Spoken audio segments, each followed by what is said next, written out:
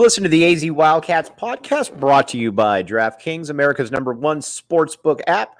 All right, now with Jason Scheer, I'm Mike Luke. Jason, we love covering football. We will continue to cover football, but there is just something a little bit different about Arizona basketball, and we saw that today. Yeah, it was me today. It was fun. There were like way too many people there, so we're getting to that time of year. Let's talk a little bit about Tommy Lloyd. I think I asked one of the really good questions out there because let's be honest, last year he was very good in the presser where he said, and he was trying to play modest where he said, saying that Christian Coloco would be defensive player of the year wasn't a bold take.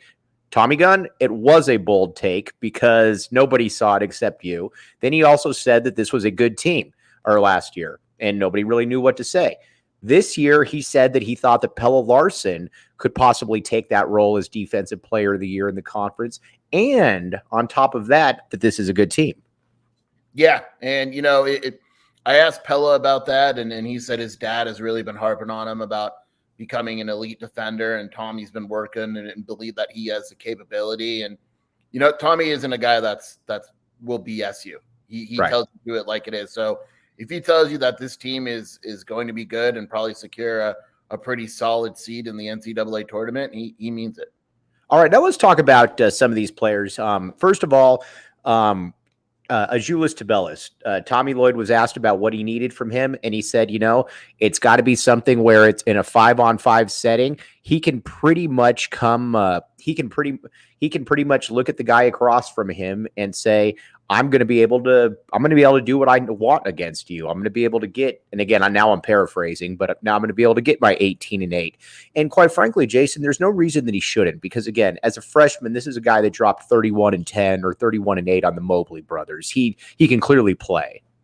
Yeah, I mean, we've had a discussion. I think that the NCAA tournament and what happened, and Azulus fully recognizes what happened, kind of put a damper on expectations for Zoo. He's still one of the best players in the conference. He's still really, really good at basketball, and he's still going to be one, if not the best player on this team.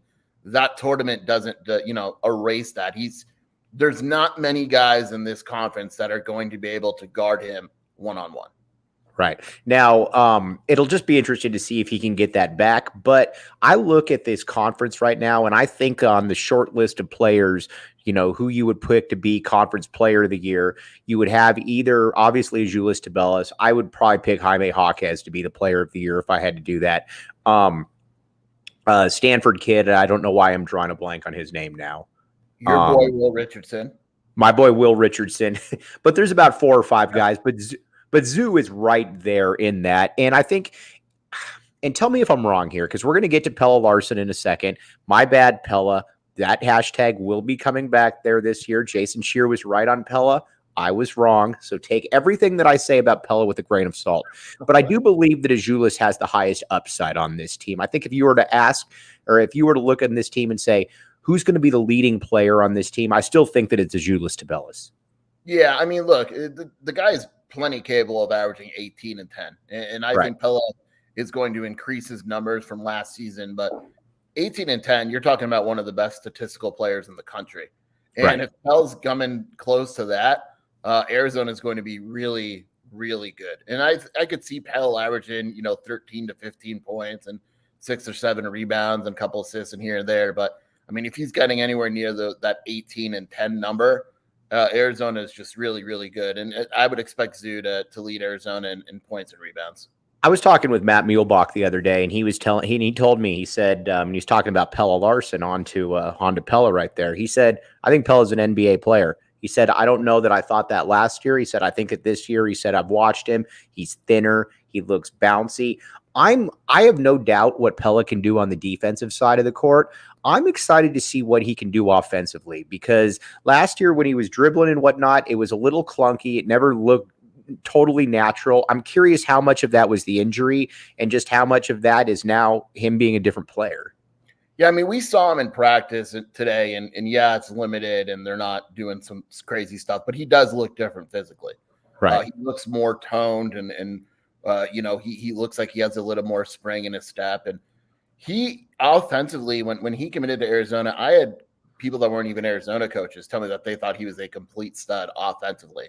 And I have a feeling that without Ben, without Dalen, you're going to kind of see the real Pella offensively this season. He's going to be a little more aggressive in that role. And Tommy Lloyd mentioned that, Pella's better than he thinks he is at times, and he needs to realize it. And Tommy's been active in trying to make him realize it. And I think we'll see Pella take that next step offensively. All right, Kerr Kriisa. Obviously, the guy that I think keeps everybody on their toes. First of all, Tommy Lloyd. He's not just saying this; he clearly loves Kerr. We were at the presser today, and then Kerr puts his head in there and he says, "You coming out here or whatever?" And then Tommy just looks at us and he's like, "You see what I have to deal with here?" But this, to me, Kerr Kriisa is really kind of a linchpin for me here. I don't expect Kerr Kriisa to be Jason Terry, but I also would like to see Kerr average about 14 points per game and at the same time be able to shoot a higher percentage. We've always heard that Kerr's a great shooter.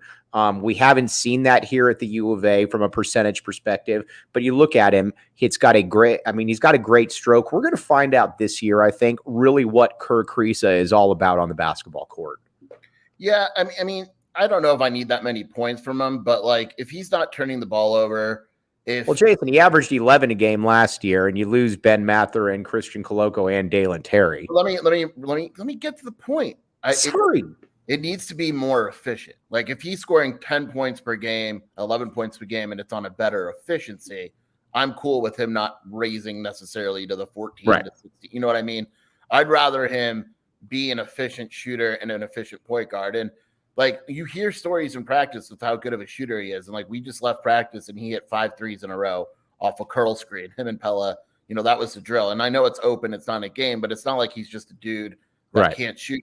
It doesn't carry over to games for some reason. And, the aspect of the game, of his game that I'm most curious to see is his ability to score within the arc. And I asked him about that. And he was honest. He said, look, it's difficult to practice something that you're not very good at, but I feel more comfortable with it now, and I'm going to try to make that a part of my game. And so I'm curious to see how much of a part of his game that becomes.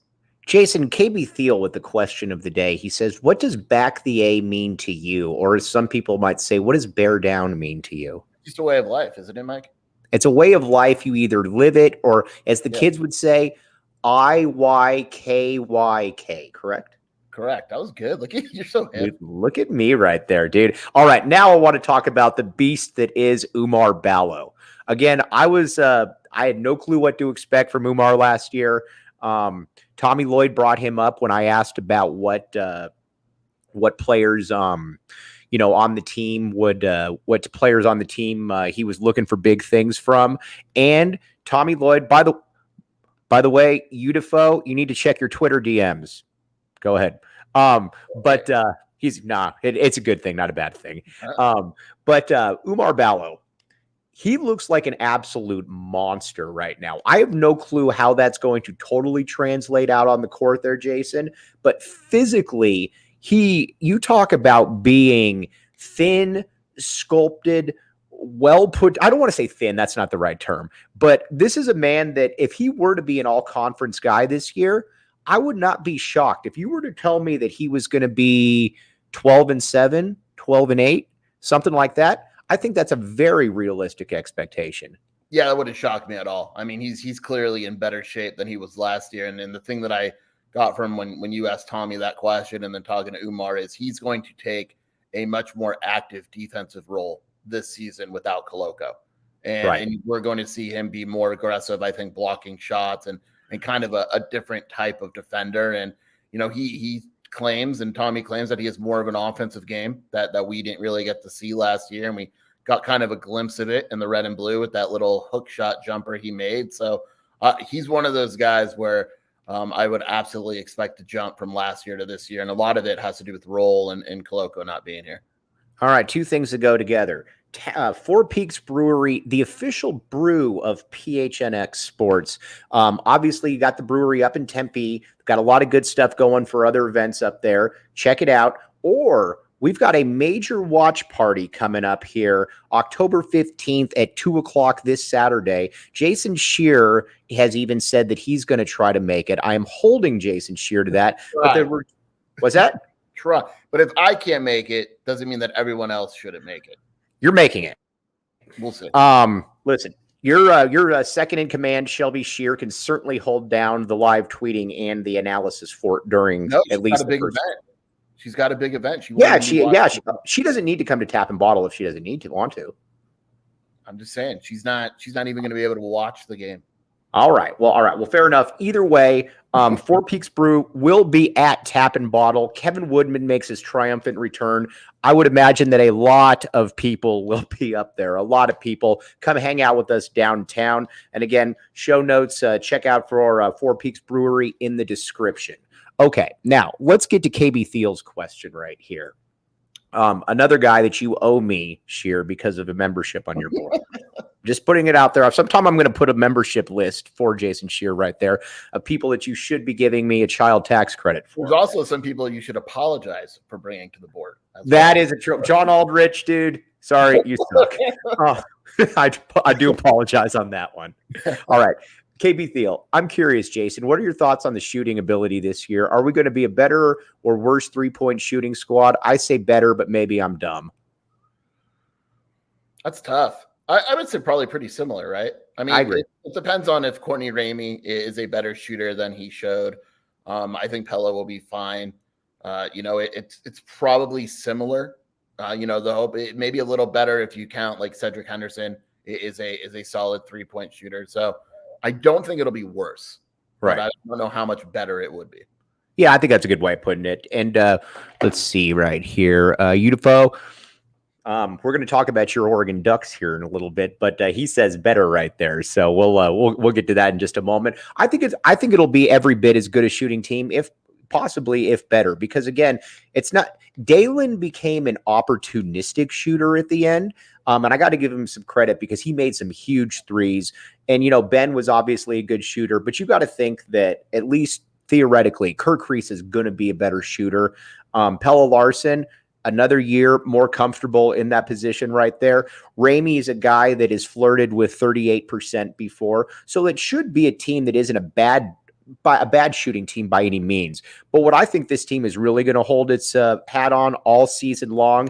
And again, I'm going to get to not what I was thinking, but one of our very esteemed listeners right there put Arizona's height is going to be a massive problem for teams this year. I don't know what Arizona's upside is, but they're going to go into games and they're going to be able to beat up a lot of teams down low. Yeah, there's going to be, I would say the majority of the teams on Arizona's schedule will not be able to match up with Arizona's size. And it's not just the size in the starting lineup.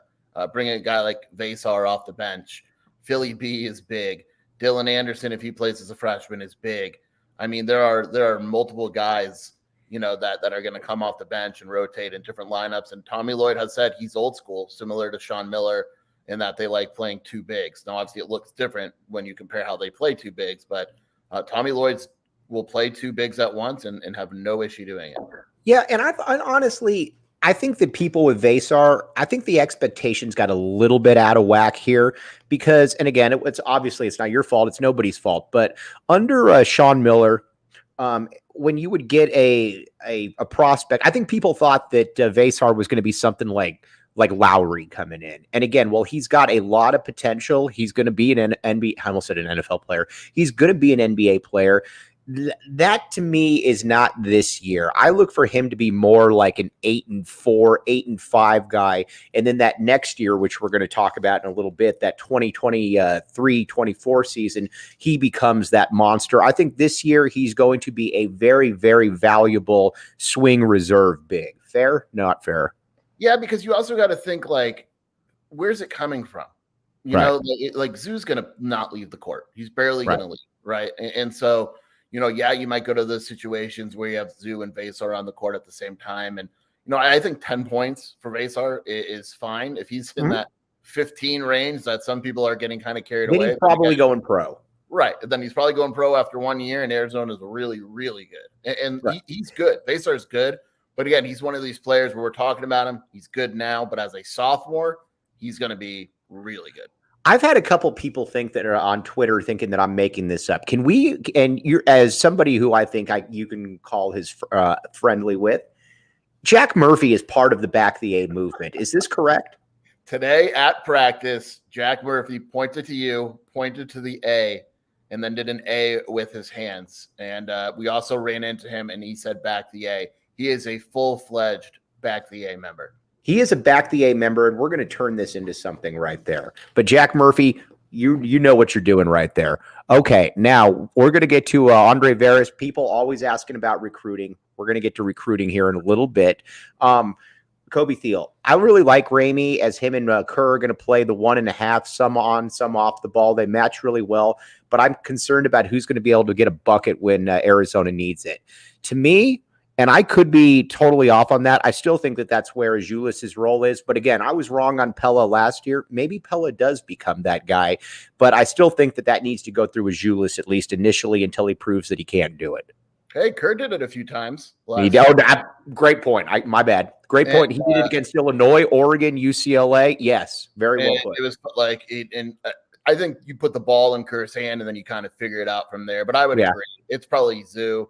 And there's a few players in Arizona that have shown to be clutch. And I think the concern there is which guy on the roster has the ability to break a guy off the dribble. It was Ben. Who's going to take in that role? That I think is a big question. But I think there's a bunch of guys that, you feel kind of okay with them having the ball in their hands at the end of the game. Jason, have I told you about the DraftKings Sportsbook app, code word PHNX? Tell me more, Mike. All right. That's the answer that I like. That's the answer that I like to hear. Here's the deal. New customers can bet just $5 on any NFL team to win and get $200 in free bets if they do. That's simple, that easy. If that's not enough, everyone can boost their winnings with DraftKings stepped-up same-game parlays. Right now, for every leg you add, you can boost your winnings up to 100% with payouts bigger than ever. Why bet on football anywhere else? This is such a good thing that I used to have this read all memorized, but they keep adding cool things to it. So now I'm having to read a little bit off the script right here. To make things even sweeter, you can throw down on stepped-up same-game parlays. Once per game all season long. It's simple. Download DraftKings Sportsbook app. Use promo code PHNX. That's promo code PHNX on the DraftKings Sportsbook app. Minimum age and eligibility restrictions apply. See show notes for details. All right. And Mountain Mike's Pizza. All right. Mountain Mike's Pizza is now set up on Oracle. This is a place, Oracle and Wetmore, I believe. This is the place that you want to go and get all of your pizza. It's going to take off. Heck, maybe get some pizza on the way to the watch party at PHN or Downtown Tap and Bottle. Good stuff right there. Again, show notes for all the details. What were we talking about? Oh, let's talk now about how we see this team kind of unfolding and playing out in the conference. I blindly liked UCLA before. And again, Yo Defoe put on there that who are UCLA's bigs? And I think that's going to be a massive problem for UCLA against Arizona. It's not necessarily a problem. Oregon's going to have different matchup issues against Arizona, but again, Arizona is definitely going to win one of those games against UCLA, even if they're more highly thought of. I mean, it really comes down to how good Adembona is. If he's average, I think UCLA is going to disappoint. If he's really good, then they'll be fine. It's a lot of pressure on him, just like there's a lot of pressure on Amari Bailey to come in and score, because I think they have a similar problem, or who's going to be that guy to go get a bucket now that Johnny Juzang's gone. Well, that'll be Hawkes. Yeah, but still, he's not a break off the dribble. You know what I mean? He's similar to his offensive game is it's an old man game, but it's not like right. That's fair. That's fair. But I think you're putting a lot of pressure on those bigs because it's not there. Yeah, for sure. And he's got to, but what also would worry me if I'm UCLA is he's also, while he's a 5-star kid, Bona, he's not that hyper uber elite guy that generally are the real game changers, the top 5 players. Again, the DeAndre Aytons of the world. Again, that's a bad comparison because he's the first pick in the draft, but he's not. But what's that? He's not a game changer. You assume he's not going to come in and be like, oh crap, like 17 and 10 as a freshman, one and done. You know what I mean? He's not that type of guy. He's not Kel-El Ware. Yeah, he's not. You're right. All right. Now, to me, Oregon, UCLA, and Arizona are the only three teams that really matter in the conference. I understand people like Stanford. They've returned a lot of guys. I'll still believe that they really matter when I see it. Oregon, to me, last year it was a disaster. They would beat a team like UCLA. They would hang with Arizona, and then they would get smoked by ASU. You're bringing back a roster where it looks like you're going to put Will Richardson in the scoring role. You put Gary A. launching threes, and I think you're going to try to hope to beat up teams down low with Ware and Dante. What do you think about Oregon this year? Yeah, I mean, you pretty much nailed it. They're going to go back to the Dana Altman style of just kind of overpowering you and really attacking the glass. And the problem is they tried that at times last year and they just couldn't score. I mean, right. When the ball didn't go in the bucket at all, they weren't good enough defensively. They should be better where it appears to be really good. Yeah, I mean, I think the top three teams in the conference are clear. I'm not going to trust a Jared Haas team to be in the top three until I see it. And USC, while losing Big Vince right there for as long as he's out, he could be out all season. I don't know if has there been anything announced on him? No, and that's going to be a day-to-day thing. And I'm in the similar boat as Haas with that one, and I'll believe an Andy Enfield team can win the conference when I see it. Yeah, I said it, Mike. Your boy Andy Enfield. Jason, Andy Enfield is very good for USC. I agree with that. I always go back to the argument. Do you want Andy Enfield coaching Arizona? Well, I mean, no. Yeah. Okay, that's it. I win. All right. Now, coaching Arizona? Who? Dana Altman? I feel a lot better about that than Andy Enfield. Correct. All right. Hey, have I told you my joke about Crete, Nebraska? No, never. All right. I don't want to waste everybody's time on it. Oh, we need to get back to some more of the reserves. I do apologize. Then we'll get to some recruiting. I almost said Adama Ball, the ultimate wild card for me. You looked at him last year, and the Tommy gun did say that he probably should have played ball more last year as the season went on. We saw at the end of the year, he felt good. It looked good shooting threes, pull-ups. And I've been saying this from day one. If you were to tell me the ball's going to average 5 points a game, cool. If you were to tell me he's going to average 11 or 11 points per game, I could see that too. I have no clue what to expect. Yeah, I think he's the one guy where I really don't know what to expect. And right. Because there were glimpses where he was awesome, like against UCLA, there were glimpses where he went in and looked confused at times. And that's normal for a freshman and, international player and all that. But he works hard. He looked good at times over the summer in international, and then other times he didn't. It's difficult to see that kind of like what kind of jump he's going to make. The potential is clearly there. It's just a matter of how fast he's going to reach it. Cedric Henderson's fascinating to me because you look at it, and yes, he went to Campbell last year. I've watched his game against Duke, though, multiple times. And if you watch that game, it's on YouTube when Campbell played Duke. He 100% looked like he belonged out there on the court. You look at his range, you look how he moves. He's the one guy that, and again, I don't know what to expect because I haven't watched a ton of Campbell basketball. But if there was another guy that could maybe emerge really as kind of a lockdown defender type, I would think that it might be him, even if it's a role coming off the bench. Yeah, I asked Kerr Kriisa today. I said, who's the guy I'm not talking about enough? And he said Cedric Henderson right away. He's the XO guy. He's the guy that, makes things happen and all that. And, my biggest concern with him would be, it's a lot of times it's difficult to take a guy at Campbell playing, crap competition most of the time and kind of project what he's going to be doing. We saw with Dylan Smith. Right. And so, do I think he's good? Yeah. Do I think he'll be a superstar? Probably not. But I think he'll be one of these guys that is important to Arizona, where he'll do a little bit of everything, solid defensively, solid on offense, doesn't make a ton of mistakes. Going to be one of those fan favorite types that kind of comes in, puts his head down and does his job and fully accepts it. Philly B. I did not expect him when you look at him up close, and he told me, I asked him, I said, did you lift weights before you got to the U of A?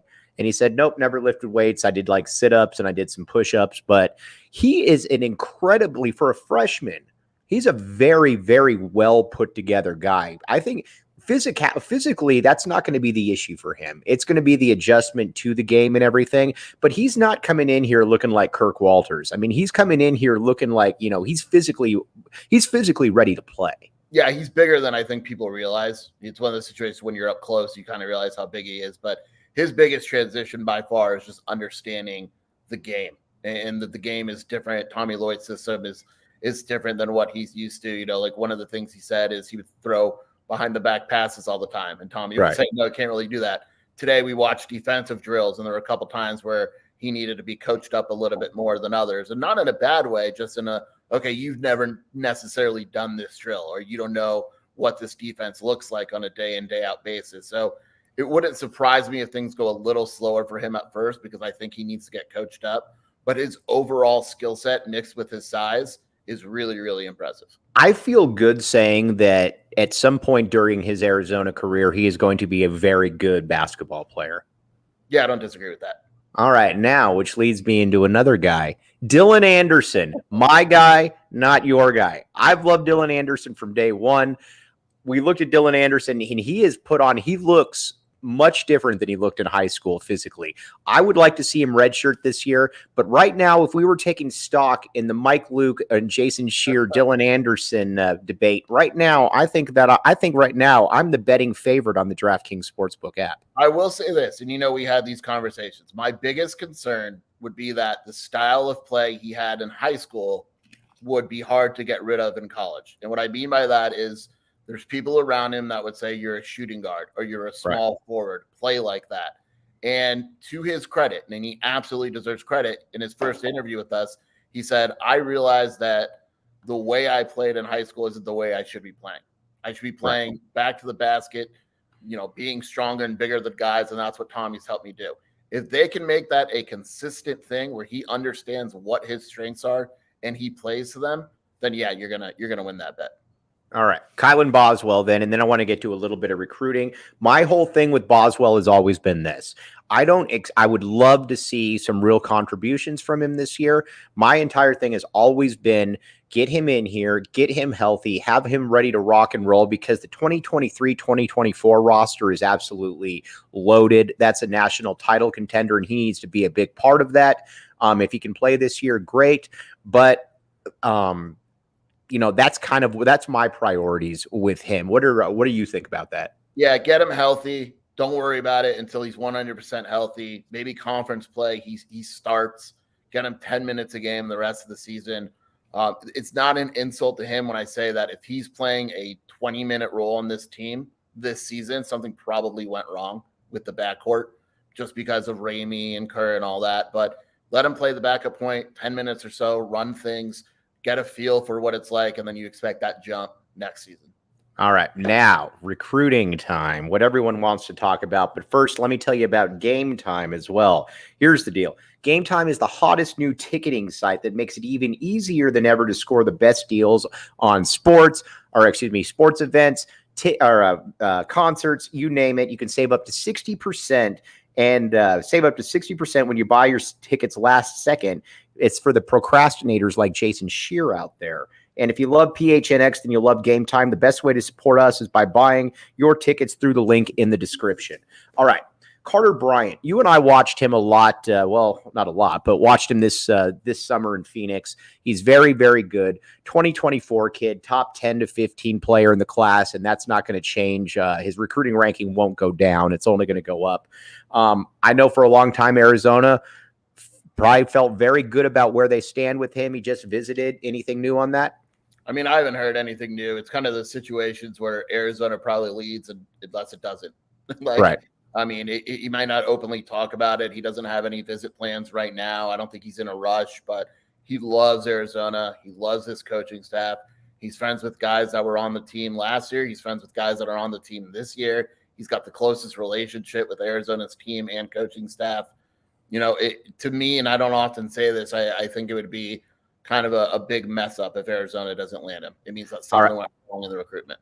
And then I do believe in that class. I don't know which one they're going to get, whether it's Don Thomas or Zoom Diallo, but I do have faith that they will get one of those point guards in the 2024 class. Yeah, I would agree with that. I don't know who, but I think they're they're in a situation where there's enough playing time. Now, I will say this: if Didon Thomas reclassifies to 2023, like as a possibility, it won't be Arizona. It'll be for sure somewhere else.